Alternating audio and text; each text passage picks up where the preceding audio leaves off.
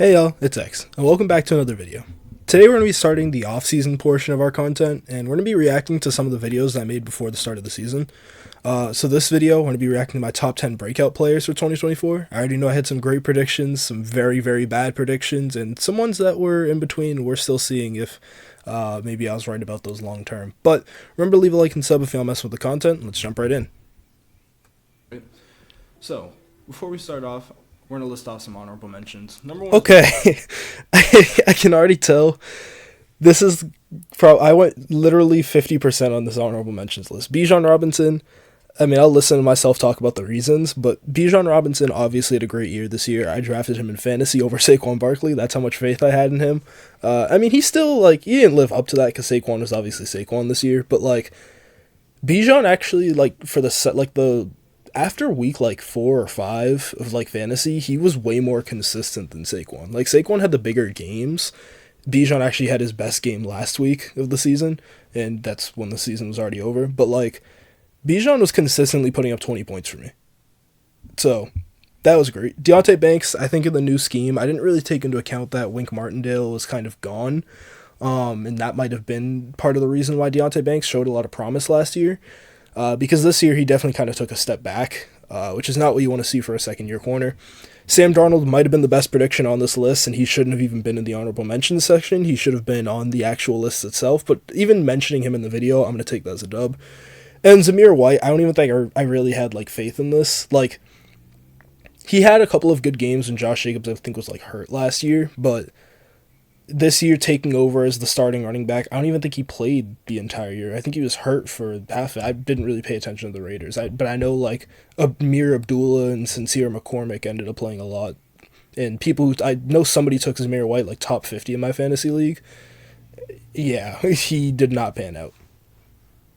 Bijan Robinson. The reason I didn't include him on this list is because I think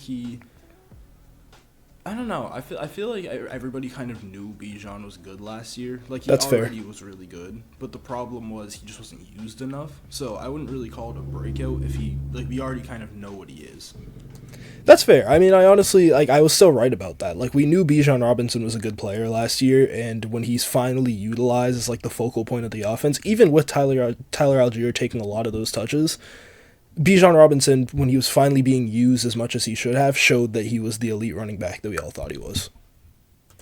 He already is one of the top running backs in football. It's just, he just had a terrible coach. That's really what his only problem was. Shout out Arthur Smith. I never choose Deonte Banks. I don't know if he's going to have a breakout this year.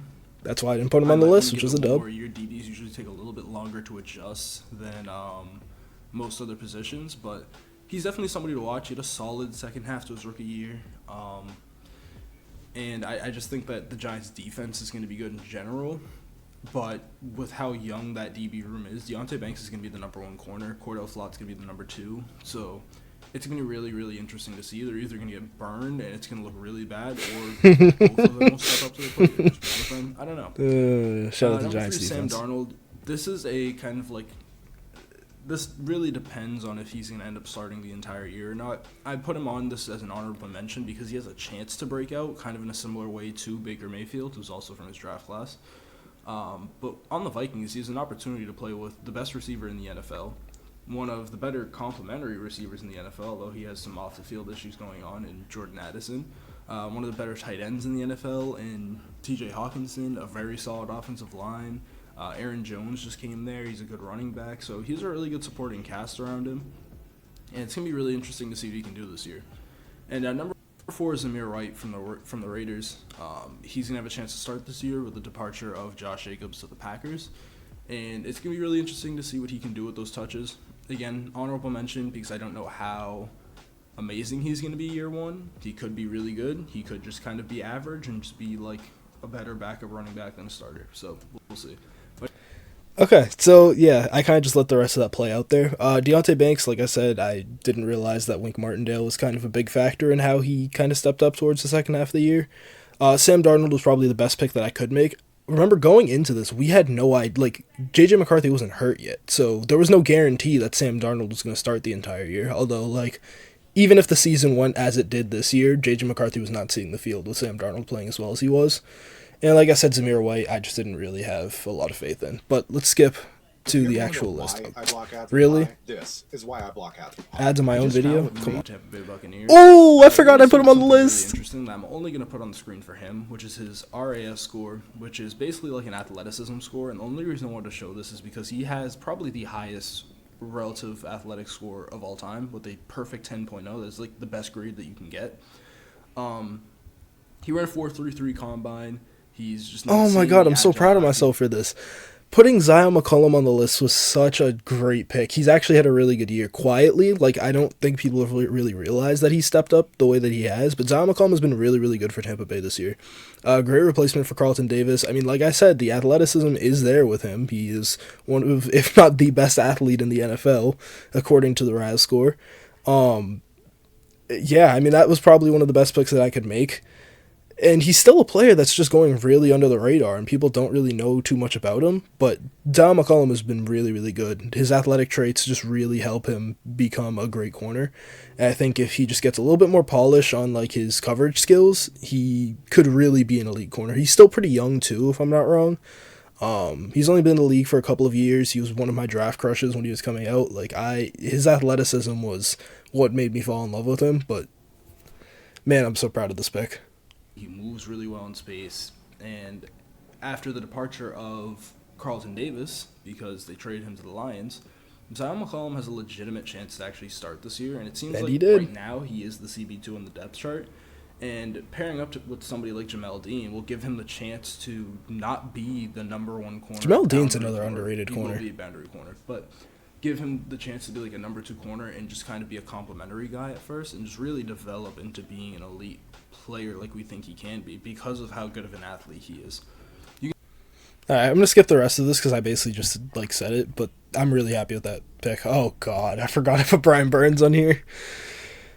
I mean, here's the thing. You know, let me listen to this first. Brian Burns is already an elite edge rusher. How could he break out list? Wait, I gotta go back. All and right. I know what a lot of people are going to say. Brian Burns is already an elite edge rusher. How can he break out? And to be honest, he really isn't elite. And there's a lot of what I said was that I didn't hate the Brian Burns contract, not because he's already lived up to it, because he has the potential to live up to it, and that's what the Giants are paying on. That's why the Panthers sold so low on him, because they probably realized that they're not going to get that out of him. So you can see his 2023 stats. Every non-defensive position will have projected stats for 2024 based off of what ESPN says, but according to Pro Football Reference, this is what he had in 2023. 2 QB hurries, 11 knockdowns, 21 pressures, which actually was top 10 in the league. I think he was 11th in the league, and then 8 sacks, which is just not amazing. But I think when it comes to why I think he could have a breakout season, actually be the elite edge rusher that people want him to be, or some people think he already is because he now probably has the best edge rusher on the opposite side. I'm going to say Kayvon Thibodeau is good. Kayvon Thibodeau is definitely a sacks guy. He kind of looks a lot better than he is because of sacks, but I think that they're going to elevate each other. And I think he's going to have the best interior player that he's ever played with. I would definitely say that Dexter Lawrence is better than Derek Brown. Derek Brown is very talented as well, but Dexter Lawrence is on a whole different level. Yep. So, and then you still have Azeez Ojulari to come in and rotate. So I think there's going to be a lot of guys to take pressure off of Brian Burns, and a lot of teams are probably going to run into the problem where it's just we have to try and double-team Dexter Lawrence. You have to try and double-team Brian Burns. And that might set somebody like Kayvon Thibodeau free. That might set somebody else like Brian Burns free. So I could have put Thibodeau on this list. You can really swap either one of them. Thank God I didn't put Kayvon Thibodeau on this list. Oh, my God. At least Brian Burns was solid this year. Thibodeau was injured and bad. At least I put the decent player on this list. Brian Burns didn't have a breakout year. He kind of just stayed consistent with what he did last year. So I'm starting to get a little bit nervous of if this is just who Brian Burns is. But Kayvon Thibodeau definitely did not live up to being that great running mate with him. Dexter Lawrence did get hurt towards the end of the year, but he was having an elite year as well. So at least he held up his end of the bargain on that. But I guess teams didn't really run into the issue of having to deal with Dexter Lawrence being a menace. He was, obviously. But past that, Brian Burns wasn't really that great even when he was one-on-one. Kayvon Thibodeau was not good. Azeez Ojulari was actually the better edge rusher when he played this season. So, yeah, I mean, it is what it is. We'll see next year with Brian Burns if he can get it together, but that contract is not looking great. I'm going to skip the rest of this because I think we kind of get the message. Oh, God, I put Garrett Wilson here. I forgot. Oh, no. Okay. Well, on the list. Some of them are already good players. Now, Garrett Wilson is somebody that we've known for a while is a really good player, but he just hasn't had a good quarterback. And there are definitely times. Oh, like this is why. I thought Aaron Rodgers was going to be like the savior of this team. I didn't think this through at all. I mean, I feel like everybody thought Aaron Rodgers was going to be like the savior of the Jets, I guess. And also nobody predicted the Devontae Adams. Like, we did predict the Devontae Adams trade, but we also didn't expect the Jets to be so bad that they're just like, we now need to go get Devontae Adams. Does that make sense? Like, it always was a possibility, but nobody actually thought it was going to happen. So, I mean, we're looking today, Garrett Wilson could very well request a trade because he's clearly shown how frustrated he is with that team. He does not like playing with Aaron Rodgers as much as he thought he probably would. Yeah, I mean, let's listen to the rest. I mean, I know what this was, so we don't really need to listen to the rest. The entire reason he's on this list was Aaron Rodgers, come save the Jets, and Garrett Wilson's going to have an elite year, which he had some good games, but also ended up being the wide receiver 2 for half of the year. We're just waiting, man. And I think with Aaron Rodgers coming back this year, this could be the year that he actually breaks out. So in 2023, he had 95 receptions, 1,000 yards, and 3 touchdowns, which is solid stats when you have no receiver or no quarterback. But with somebody like Aaron Rodgers coming back, I think 2024, those projected stats could even be an understatement, to be honest. 80 catches, I think he could go over 90 again.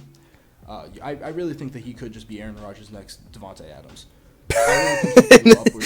He could be the next Devontae Adams, and then they just go get the real Devontae Adams. Yep, makes sense. 1,300 yards if Aaron Rodgers plays good enough, and I think he could be in the double-digit touchdowns. I think 9 is a pretty good projection, though. All right, who's next? I'm scared. Oh my God, Jesus! All right, so that stretch of like. Oh, God. That stretch of... I forgot to put Zion McCollum's name in the tab. Maybe I'll edit that later. I forgot, though. That stretch of Brian Burns, Garrett Wilson, and now Dalton Schultz. Schultz? I meant Dalton Kincaid, but that's funny that I messed that up. Dalton Kincaid was fine, but he just didn't really do anything that Dalton Knox didn't already do receiving-wise. Like, okay, so the other thing to think about, I mean, Amari Cooper also hasn't been, like, amazing, but we also didn't take into account the Amari Cooper trade. I wish I had put Khalil Shakir on this list because I drafted him in fantasy because I knew he would kind of break out. Like, Shakir didn't really break out, I guess, but, like, Shakir was probably the number 1 on that team, fair? Like, is that fair to say? Like, even Amari Cooper didn't have that many targets when he got traded here. Dalton Kincaid, I thought he was going to be the main receiving target, and he did not live up to that at all. He was fine this year. He wasn't bad, but just not really a build off of what he did last year. But let's listen to what I said. Dalton Kincaid, the tight end from the Buffalo Bills. Now, the reason that he's on this list is the Bills lost all of their weapons last season. Dalton Kincaid was probably like the 3rd option on that team, and now he's probably moving into a number 1 role, depending on how you see Keon Coleman as a rookie. So last year he had 73 catches, 673 yards, and 2 touchdowns. And in 2024, we're projecting him to have 75 catches, 728 yards, and 4 touchdowns. Again, I think this could go higher. He's probably going to be Josh Allen's number 1 target since he's already had a year to play with him, unlike Keon Coleman, who is now adjusting to the NFL, and we've never seen him play a snap in the NFL yet. And Khalil Shakir, I wouldn't really worry about him. But oh my God. That's funny. I was just like, yeah, I wouldn't really worry about Khalil Shakir. I should have worried about Khalil Shakir. I drafted him in fantasy. I mean, obviously I made this video before that, but like, I knew it was a possibility. I don't know what changed my mind about Khalil Shakir. Maybe I saw somebody else talk about him. I don't know. I mean, like, here's the thing. Going into the year, like, Keon Coleman's a rookie, so there needs to be built chemistry there, so he's not going to be the number 1. Khalil Shakir was very much to me just a slot receiver, probably, if I'm trying to think in the mindset of what I was thinking back then. Like, he was very much just a good slot option, but, like, when Stephon Diggs was there, he wasn't really a great player. And, like, Curtis Samuel, was that the other receiver that they signed this year? I don't even remember who their third receiver was. So, like, Dalton Kincaid was just the very obvious choice of, like, big receiving target, safety blanket for Josh Allen. Of course he's going to be the number one. I just don't know why that didn't happen. I guess you know what it was, though? Like, realistically, when you look at the Bills, nobody was the number one. Josh Allen was the offense. That's the simple answer. Josh Allen just ended up being the offense. Like, you didn't really rely too much on his arm. Like, obviously, he has an elite arm, and that's why they have been so good this year. But, like, a lot of the offense was run through Josh Allen's legs. He has, like, 12 touchdowns on the year rushing. That's really what it was. All right, we can skip the rest of this. JSN was a great pick, and I drafted him in fantasy because of this, and I ended up trading him, which was a mistake. I traded him for J.K. Dobbins before he got hurt because I was just in desperate need of a running back. Jackson Smith-Njigba was amazing this year. This was probably the best pick that I put on this list. Actually, no, I have one better pick on this list that I remember. This is probably the second best pick on this list, and it's great because as the year progressed, Jackson Smith-Njigba got better. Like, starting off the year, it was very much still a Tyler Lockett and DK Metcalf offense. By the end of the year, JSN was the number one on this team. And I love to see that because I had so much faith in him. He exceeded these stats, these projected stats. He has over 1,000 yards and I think 6 touchdowns on the year. JSN was a great pick for this list, and I'm very, very happy that I put him here. And the projected stats for next year don't give this enough shine. Oh my god, I even said this is underrated. Jackson Smith-Njigba is I a love really talented JSN, receiver. man. He came out of Ohio State last year. And the problem with him going to the Seahawks, which is a good fit, but the problem with him going to the Seahawks was that he was automatically the third or fourth option when he has the talent to be a number two. Probably even a Cooper Kupp type player, like a slot number one type of. And option. I still believe that. But when you have DK Metcalf on that team, when you have Tyler Lockett, who still isn't really falling off in terms of his play, it was really hard for Jackson Smith-Njigba to get snaps and targets. But he really actually did last year. 63 catches, 600 yards, and 4 touchdowns is definitely not bad. I think he also battled with injuries for maybe a game or two. I could be wrong about that. I feel like he might have missed a game or two. Maybe I'm wrong. But next year, I think these projected stats are just a little bit low. I think Tyler Lockett's probably going to be a little bit more out of the picture. Oh my god, I perfectly predicted this. Seahawks definitely prioritizing getting the young guys on the field, especially with a new head coach. Gino's getting older, which is why they probably picked up Sam Howell. So they could be looking to move into a newer, younger era of the Seahawks team with Pete Carroll gone, things like that. So 72 catches, 842 yards, and 4 touchdowns is what they project him at. I could see him sneaking into 1,000 yards and just getting more targets than Tyler Lockett. I think I like where the receptions are at, around 70-ish. I would probably take the 70 to 80. I don't know where his receptions are actually at. I think it's higher. I think he's closer to 100. Like he probably should be. I would probably get 6 or 7 touchdowns. That would be my. That might have been the perfect prediction. Doesn't he have 6? I think he does. I think that he could have a lot better of a year than what they're showing. Hey, and that's the best pick right there. Bryce Young was the absolute best pick that I could have made. It didn't look like it at the start, but honestly, he's literally been one of the best quarterbacks in the league ever since coming back from being benched. He just needed time. That's all it was. And I mean, the Panthers are not a good team right now. They don't have a great offense surrounding him, and you know what impresses me even more? Chuba Hubbard actually went down. Chuba Hubbard was having a great season this year. Over 1,000 yards, I believe. I think he still ended up hitting that 1K mark, even though he got hurt.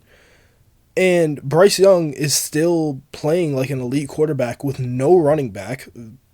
Solid-ish weapons. Like Adam Thielen is your best receiver. 35-year-old Adam Thielen. And Jatavion Sanders, Xavier Legette. Like, they're okay. Xavier Legette and Sanders are rookies. You have Miles Sanders out here playing like he's like an Eagle again. Not really, but like he had one good. I think he had a solid game last week. But like, man, you just have to give these quarterbacks time. And to be honest with you, like Bryce Young was one of my favorite quarterbacks. I've paid attention to him since high school, and I don't like small quarterbacks. I think Kyler Murray has kind of ruined the Kyler Murray and like the flaws that Russell Wilson has and has always had, even when he was an elite quarterback. Like, these smaller quarterbacks are very much not who I want to draft if I'm a team. Like, it's the reason why, spoiler alert, Dylan Gabriel is not going to be a top 7 quarterback for me. He's probably going to be in my top 10 just because it's a very weak class, but like, I just don't have a lot of faith in these small guys. But Bryce Young has probably the best. Like, he's always been good at reading the middle of the defense and being able to see the middle of the defense, which is something that you just don't expect from these small quarterbacks, and that's why they don't succeed at the next level. But Bryce Young has been able to like, defeat that, I guess. I don't know what the best choice of words there is, but he's been able to get around that issue, and he's elite at that. So, like, what do you get when you have a small quarterback who can not have the biggest weakness of every small quarterback? Like, that's just an elite quarterback who's just a little bit shorter. Bryce Young is a great pick on this list. I'm not going to ramble too much, but man, I just want to see what I said about him. Number 5, we're going to have Bryce Young for the Carolina Panthers. Now, why is Bryce Young so low on this list? And also, this is the first quarterback who actually made the list, so congratulations, Bryce Young. Oh, God, I know the other one. Jesus. So the reason Bryce Young is so low is because I don't think this Panthers team really improved a lot. They definitely spent money on the offensive line, picking up Robert Hunt in free agency. That was a great pickup. I know it was a lot of money, but to get somebody of his talent to come to a team like the Panthers, you were going to have to overpay, and everyone knew that. You also picked up Deontay Johnson, one of the better slot options. Deontay Johnson didn't even last the entire year. He's been on like 3 different teams this year. He's been on the Panthers, the Ravens for a week and a half, and then he's on the Texans now on like the practice squad. That's insane. The fall off of Deontay Johnson, man. So your receiving core actually looks really solid next year with him, Adam Thielen, Xavier Legette, Jonathan Mingo, Terrace Marshall. Jonathan Mingo also didn't make it, and Terrace Marshall is apparently on the Raiders, which I just never knew. I didn't even know when he left or got released. I don't even know, but yeah. You still think he has potential? So Bryce Young is going to have weapons. You also drafted Jonathan Brooks, so he can pair well with Chuba Hubbard, and we're going to see how that. Prayers for Jonathan Brooks, by the way. Man, that's the other thing with this team is, like, they're probably just not going to rely on Jonathan Brooks long term. 2 ACL tears, and Chuba Hubbard is playing out of his mind. I mean, he's just... I don't want to say a waste of a draft pick, but man, back-to-back ACL tears is not good. That is not good for a second-round pick. That performs next year. So Bryce Young doesn't have nobody to throw to now. And last year, again, he was a rookie, so you can kind of disregard the stats. I definitely take it more as a bigger sign if a rookie quarterback thrives immediately, like C.J. Stroud, rather than struggles early. Because we need to have conversations about C.J. Stroud. Quarterback like C.J. Stroud to just have success immediately, which is why I think he's going to be amazing. But Bryce Young, I think he could definitely take a step up next year. And again, I think this is a case where the projected stats, according to ESPN, don't really give that enough justice. Bryce Young. I could be wrong. I think this is actually pretty close to what he ended up with. Because again, he did get benched for, was it 2-3 games? So his stats did end up being somewhere around this 20 touchdown to 12 interception mark. Definitely missed some games last year.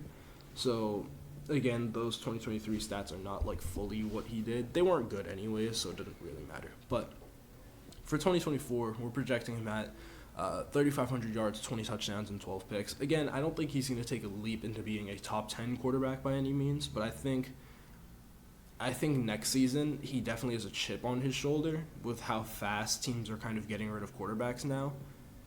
And I think he definitely has a reason that he kind of needs to perform in a way. So I also think that the weapons, like I said, the offensive line got better, weapons got better. Defense definitely took a hit, so that could maybe be an issue with the offense. They might just have a lot of pressure on them, but I don't know if Bryce Young is going to be the reason that they're losing games anymore. Oh. I was going to try and pause it before we went to number 4, but oh, God. Let me finish my talk about Bryce Young. I think in the offseason, I really hope that they do try and upgrade receiver, whether that's getting a T. Higgins, whether that's drafting a receiver. I'm not against them trying to get a Tetairoa McMillan in the first round. I might put that in my next mock because I really want to see Bryce Young get more weapons. I know we're going defense with them because, I mean, that defense does need a lot more talent than it has, but you might just want to go try and sign some veteran talent and convince them that Bryce Young is the guy. I don't know. I really have to look at it because this Panthers roster is just not good. Either way, moving to Kyle Pitts. At the start of the year, like the first couple weeks, it looked like this could have been a good prediction. Kyle Pitts, I just don't know what the deal is with him. He might just need a change of scenery. I don't know. Like, I can pull up his stats right now. I haven't really, like, I paid attention to him until recently. Like, he had a good couple of weeks, to be honest. Like, he did have some solid receiving weeks, but he just wasn't the dominant player that I saw at Florida. And I don't really know what it was. I mean, his stats to end the year were basically the same as last year. 47 catches, 600 yards, and 4 touchdowns. Less receptions, less yards, and 1 more touchdown. He just didn't take a step up. I don't really know what it was. I thought that they would use him a little bit more as a vertical threat. Maybe like Kirk Cousins' struggles hurt him more than anybody else, and that's why Bijan produced as much as he did. I don't really know if I should blame it on Kirk Cousins, on Kyle Pitts himself. Like, I know Kyle Pitts was getting attacked on Twitter for like, I don't know if it was drop issues that he had, but he just wasn't playing well. I don't really understand what went wrong with him. I still think there's something in there. He's a great athlete, one of the best at his position. Like, he and Brock Bowers are probably the best athletes, and like Evan Ingram are probably the best athletes at the tight end position.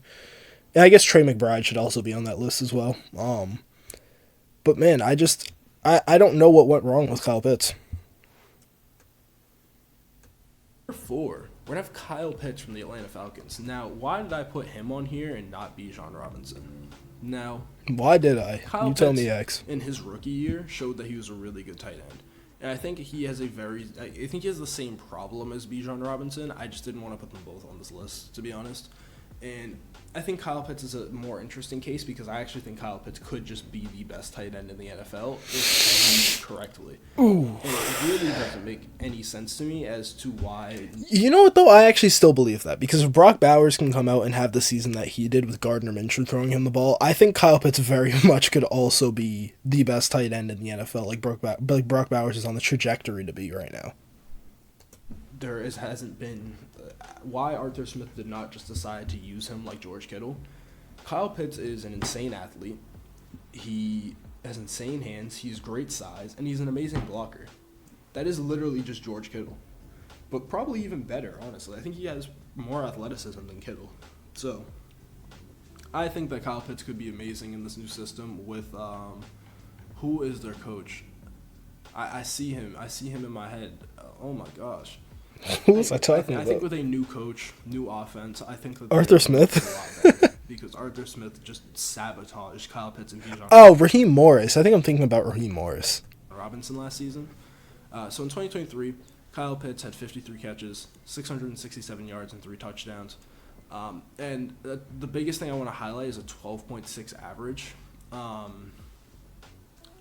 Check this out. I'm going to show you how. Oh, why are there so many ads on my videos, man? You ready? Can I not watch myself in peace? I think that definitely needs to go up. I think Kyle Pitts needs to be somebody who you are just sending down the field to either distract safeties, pull the defense down the field, and maybe take underneath routes. Like, he is somebody who, even if you are not going to use him in a way that, like, you're just throwing the ball to him, bombing it downfield every play, use him as a distraction. Use him to open up the rest of the offense, because there's going to get to a point where if defenses don't pay attention to him, he's going to go for like 150 yards a game because he can just run past your safeties. He's that athletic that like defenses will have to pay attention to him, and it's just a shame that they haven't used him in that way yet. Now, I think my opinion on Kyle, just use him like he's Brock Bowers, man. Throw him in the slot. I think you can also just put him on like drag routes underneath. Put him out in space with like. Send vertical routes to your receivers. You have Darnell Mooney who can do so. You have Drake London who's a jump ball threat. You have Rondale Moore when he's healthy. Like, send these receivers deep. Put Kyle Pitts on a slant. Put him on a drag route. Have him run underneath in open space and watch him pick up 15 yards. I think that's the easiest way to, like, use him. He's also a jump ball threat, though. That's why I don't really understand what went wrong with him. Like, I don't know, man. We just gotta see. I'm gonna skip the rest of this, though. Who's next? Okay, Greg Rousseau. Probably a name that some people will know. Okay. Maybe not everybody, but it's Gregory Rousseau from the Buffalo Bills. Now, Greg Rousseau, if you have watched me for a while, you would know he's probably one of my favorite edge rushers in the league, and I am waiting for him to break out. If this is the true edge rusher breakout that I'm waiting for. In 2023, he had 7 quarterback hurries, 12 knockdowns, 5 sacks, and 25 pressures. Last season, he had 8 sacks and around 20-something, I think 21 pressures or 18 pressures. So, Rousseau is somebody who has he was a really interesting prospect coming out of Miami, where he was a super athlete, and you were kind of questioning, is he developed enough to actually play edge? Is he going to need a couple of years to kind of come into his own and actually learn how to be a true pass rusher? Is he going to develop a pass rush plan and have a variety of moves that he can use to get past an offensive lineman? And the answer is yes. I mean, he's done very well with that so far. I couldn't find what his double team percentage is. I'd assume it's really low because he plays on the opposite side of Von freaking Miller. But his pass rush win rate isn't bad, but we really want to see that go up from 15.5%. It's definitely kind of lower, but it's like average. It's probably like an average win rate. If you're elite, you really want to see it in that like 20 elite. If you want to be top 10, like 21% plus. So basically above Brian Burns. Like the elite guys, like I think Nick Bosa and Micah Parsons. I think Micah Parsons had like a 35% pass rush win rate, which is insane, by the way. That's like an outlier. I think Bosa was at like 33. But all right, this is kind of like nonsense.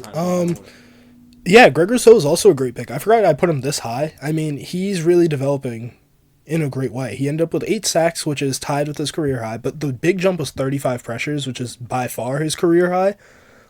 He's really turning into an elite edge rusher. Like, he's really getting there. I think once the production gets into like the double digits for sacks, I think it's really going to show how talented he is.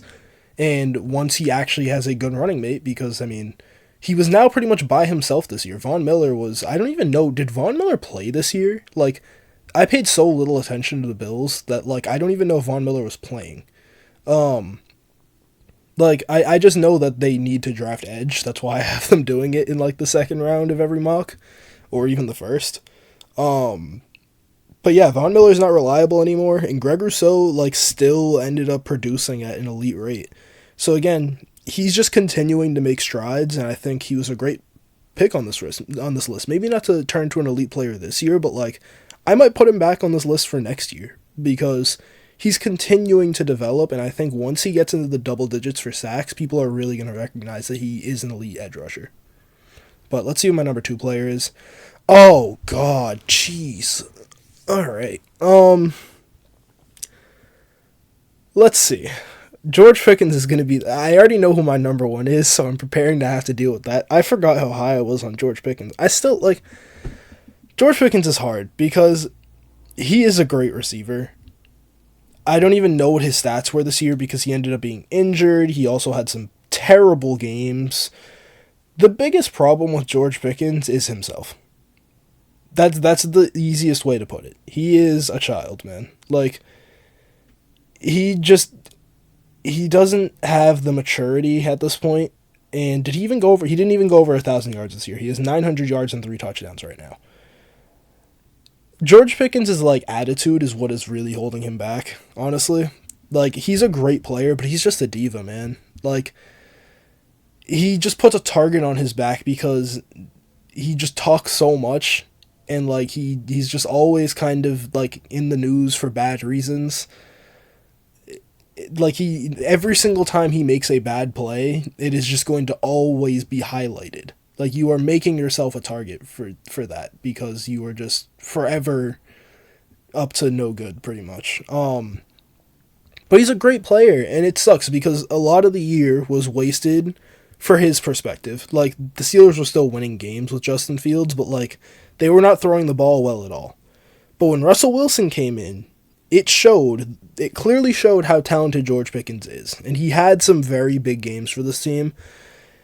He couldn't really find the end zone much, sadly. I think that's just a product of what the Steelers' offense was this year. Partially like a Najee Harris breakout. They were very much more of a running team than anything this year. Yeah, man. I mean, it just is what it is with George Pickens. I don't know if he'll ever truly be an elite receiver, just because I don't know if I don't know how much longer the Steelers are going to be able to put up with his antics. But the number one, and I think a lot of people probably know who it is. I drafted him in like the 4th round in fantasy. I also drafted Michael Pittman Jr.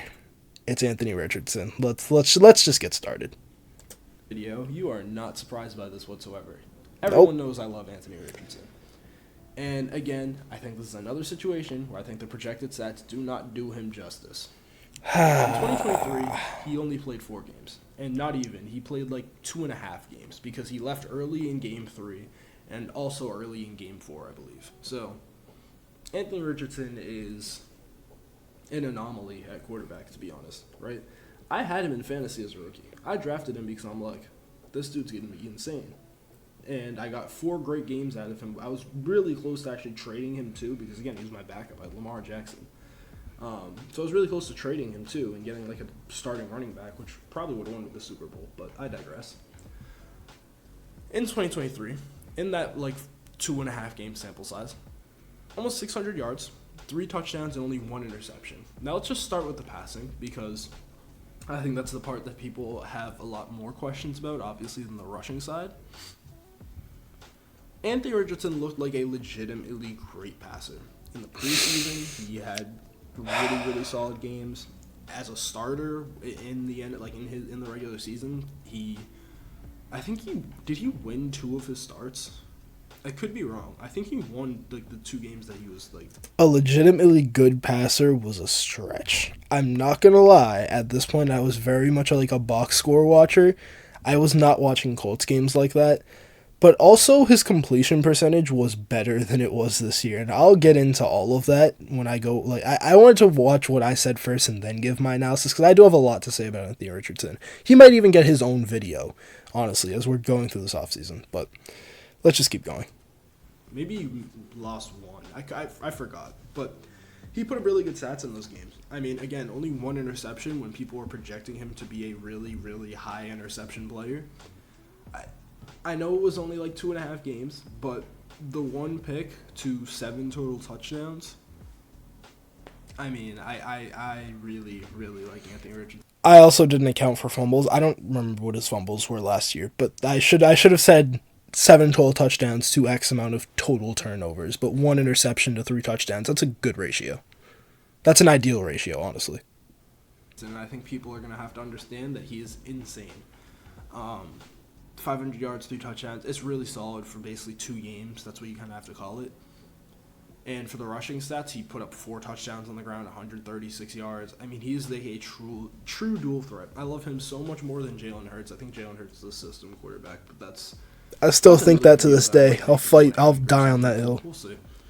But for 2024, he is projected at 3,300 yards, 16 touchdowns, which I think is criminally low. I think upwards of 24.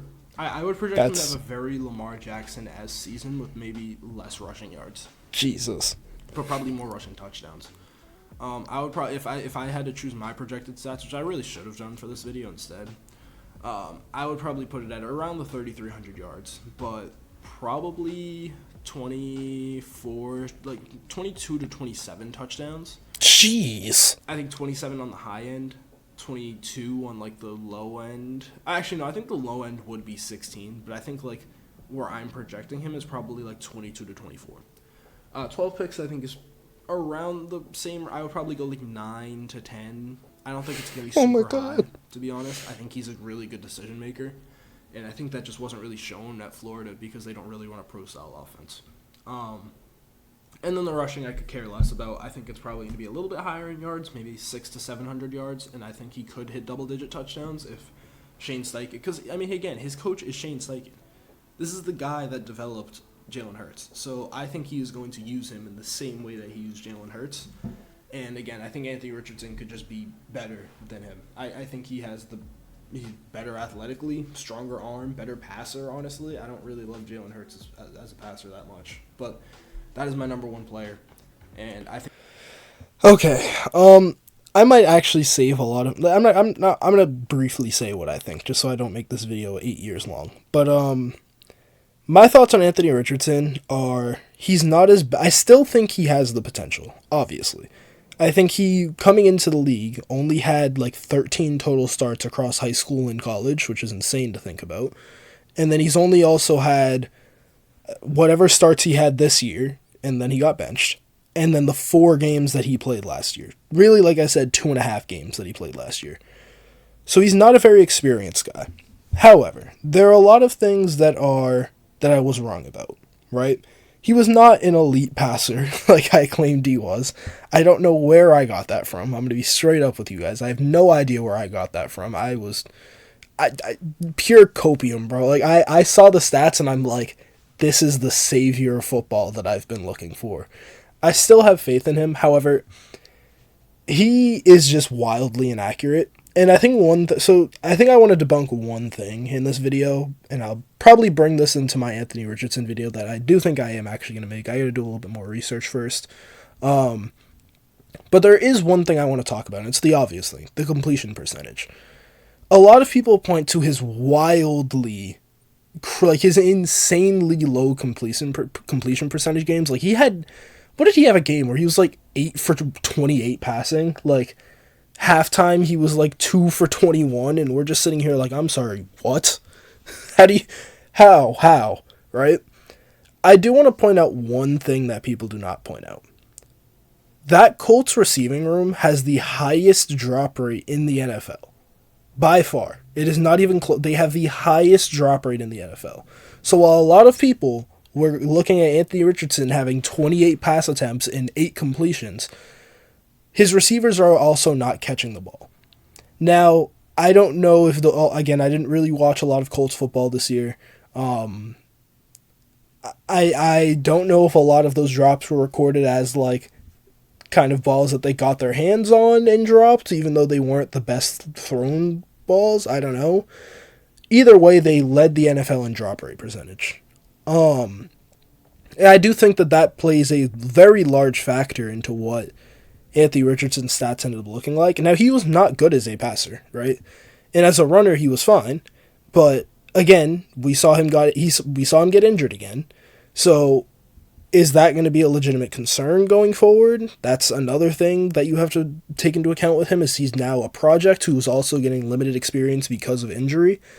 It's just a lot of things to think about. So if I were to make an accurate prediction, given what we saw the past 2 years, I think next year his stats will look like the actual projected stats that we see here.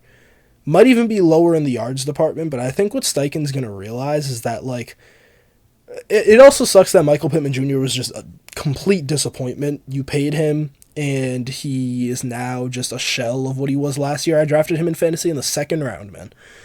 Like, I drafted him over Jahmyr Gibbs. I could have had Bijan Robinson and Jahmyr Gibbs this year. Right? Could have had Saquon Barkley and Jahmyr Gibbs this year. That would have been even better. But I think that I think a lot more things went wrong for the Colts as a whole than just throwing it all on Anthony Richardson. Because even Joe Flacco wasn't great, which is why Anthony Richardson even came back in the first place. They probably would have been fine with shutting him down for... I don't think they were ever going to shut him down for the entire year, because what's the point of even drafting a project quarterback if you're just going to be like, oh, you're bad, we're just going to shut you down? Like, I get it. They were, like, still in playoff contention at the time. Like, obviously, your goal is to win games, but, yeah. So, Anthony Richardson, it's going to be really, really hard to predict where he's going to be at next year. I think he just needs to stay healthy, and he just needs to get more reps. That's the key. Like, Bryce Young was in the same position last year. He got benched, and he came back stronger than ever. Now, obviously, I think I was right, though, with one thing that I said. Like, Anthony Richardson doesn't make horrible decisions. I don't think he is, like, a dumb quarterback. I think he makes good reads. I think I also said this when I was scouting him. Like, the timing is the biggest problem with Anthony Richardson. Like, I think a lot of his throws are just not on time rather than them being inaccurate, if that makes sense. He does have accuracy issues, but I also think a lot of it is timing issues, which can mess up your accuracy, if that makes sense. But yeah, Anthony Richardson, it's going to be very interesting to see his development. I wouldn't have put him on this breakout list because I think I'm a little bit too early on him, but In a year or two, maybe I'll be right. But either way, I don't want to keep this video. I don't even know how long this video is, but I want to keep it too long, so I'm going to end it right there. We might make a Anthony Richardson video in the future, like I said, because I really am interested to dive into, his perception across the league. Even the thing we didn't even talk about, the thing where he like benched himself or subbed himself out of the game. Like that was bad as well. I mean, it's just the conversations surrounding him are just all negative right now. But we got to see if he can turn around. But either way, remember to leave a like and sub if you don't mess with the content, and I will see you on the next video. Peace.